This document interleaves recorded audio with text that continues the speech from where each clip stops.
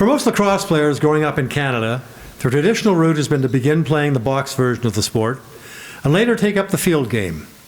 We'll substitute a whistle for a stick, and you have the story of our next inductee. His lacrosse journey began in the early 1970s as a player in his hometown of Winnipeg. He represented Manitoba in 3 consecutive Founders' Cup competitions, 1977 to 79, and played in the 1981 President's Cup Series. And it was in 1979 that he ventured into the world of officiating. He began refereeing box games, but found that because Manitoba didn't always send teams to Founders and President's Cup competitions and didn't have Junior A ball, there was a limited opportunity to grow as an official.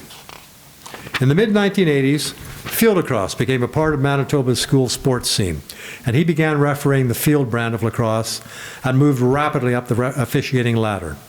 Beginning in the late 80s, he began refereeing Ross and Victory Cup Senior Men's National Championships and has since worked over 20 such events. In 2002, he officiated at the North American Indigenous Games, handling the gold medal game, and in 2003 was the man in charge of the gold medal game at the U19 World Championship. He branched out somewhat in 2003 and was again the man in charge of the deciding game, this time, though, at the World Intercross Championship. And for those of you who are thinking, what the Intercross, what the hell is that? Feel free to ask me later, or better yet, ask him. Throughout the decade of 2000 to 2010, he was also given the opportunity to gain both experience and respect by refereeing NCAA collegiate games in Minnesota and North Dakota, and in 2006 reached the pinnacle of lacrosse officiating by earning the honor of managing the gold medal game between the US and Canada at the 2006 World Championship held in London, Ontario, won by Canada, incidentally. In addition to his very impressive on-field resume, he sports a litany of administrative and educational roles next to his name.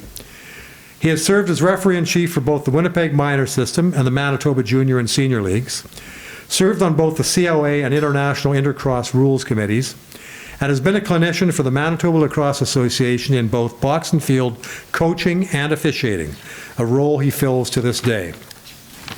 An outstanding and respected official, provincially, nationally, and internationally, and a man who has dedicated the better part of his life to fostering the game of lacrosse in all its forms.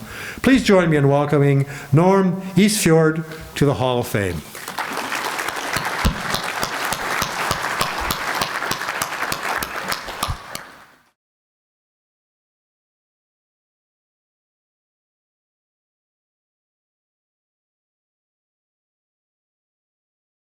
I would like to thank the Canadian Lacrosse Hall of Fame for the honor of being inducted today. To have been considered was certainly a surprise with all the worthy possibilities in the lacrosse community.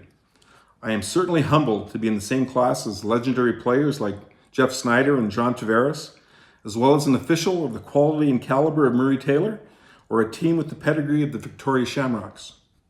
I congratulate all the other inductees today as their achievements are remarkable and inspiring. Lacrosse for me started in the early 1970s when I watched a lacrosse game at a local arena. Players were scoring goals and hitting each other with sticks. That was the end of baseball for me. I played through the minor system in the 70s, progressed to the junior and senior ranks, and played in a few Founders and President Cups. Repeated knee injuries ended my playing days, and suddenly I was a referee. A shortage of referees allowed me to jump into the fire immediately, and I started officiating senior lacrosse in 1980. To be certified and get guidance, I looked to the OLA for help. Canadian Lacrosse Hall of Fame member John Hurd was a mentor and a friend who guided me and ran our clinics. John also invited me to Ontario, where I could do more high-level games. I was able to referee games under the tutelage of Joe Murray, Mike Cake, and Jimmy Richardson. The experience and knowledge that was gleaned from these players was immeasurable. John also came to Winnipeg to be the RIC for the Founders Cup in 1993. He was, as usual, a wealth of information and could quote the rule book verbatim. I also started reffing field lacrosse in the early 80s. Canadian Lacrosse Hall of Fame member Jimmy Price was instrumental in getting lacrosse officials in Manitoba on the right track. He came to Manitoba many times for clinics and tournaments. Most notably in 2002, he came to Winnipeg and helped referee the North American Indigenous Games. In 2003, he arranged me to go to Ontario to do the Ontario Midget League Games to prep for the World Championships in Towson in 2004. I also had the pleasure to officiate the 2004 World Intercross Games at the gym in Sherbrooke, Quebec. I last worked at gym in 2006 at the World Field Championships in London, Ontario. Jim is a mentor to many field lacrosse officials in Canada, and I truly appreciate what he has done for me and for all officials. I have worked with many officials over the years, and I'd like to acknowledge a few that have had an impact on my career. Dave Goulet, Marty Gaffney, Ian Wilson, and Adam Crow. Larry Howard, who passed in 2020 and was a great official and a better RIC. Don Blacklock, who quietly gave direction and hoped I would take it. Canadian Lacrosse Hall of Fame member Bill Fox always has a rule or a situation to discuss to make you a better official. Canadian Lacrosse Hall of Fame member Frankie Lawrence is always a calming influence and showed me that listening to the players and coaches can have a positive effect. Finally, Bruce Payton and Brad Skiback, with whom I have done countless box and field games. I've lost track of how many Ross Cup, Victory Trophy, and First Nations Trophy Championships I've done, but I would say they were all time well spent, and I enjoyed almost every minute of it. Some games got a little tense.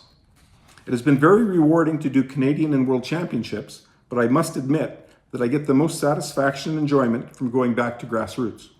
I have spent the last 15 years doing primarily high school games and enjoying it immensely. The introduction of Girls Sixes opens new opportunities and an increased stream of players. Girls Sixes is one of the fastest growing sports in Manitoba, and I must say I enjoy doing the women's game. Sitting at my table today is my friend Glenn Hankwich, who put in the legwork for my nomination. We have played together in the 70s.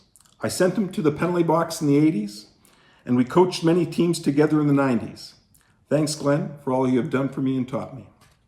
Lastly, I would like to thank my family, my wife Donnelly and son Dane. They are always there to support me.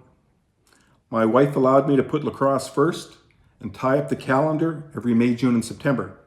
She was always there to listen to me when I came home from a tough game and laugh when I would say I was quitting. She never complained about missed Thanksgiving dinners for Ross Victory Cup or losing every Labor Day weekend for First Nations Trophy. I take great pleasure in that Dane followed in my love for lacrosse and take pride in the box and field player he became.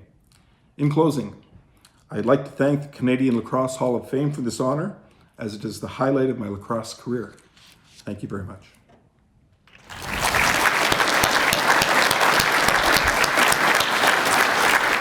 Norm, would you please step forward and accept your certificate from Matt?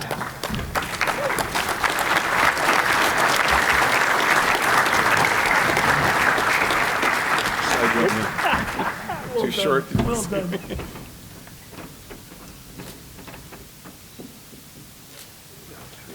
Thank you very much.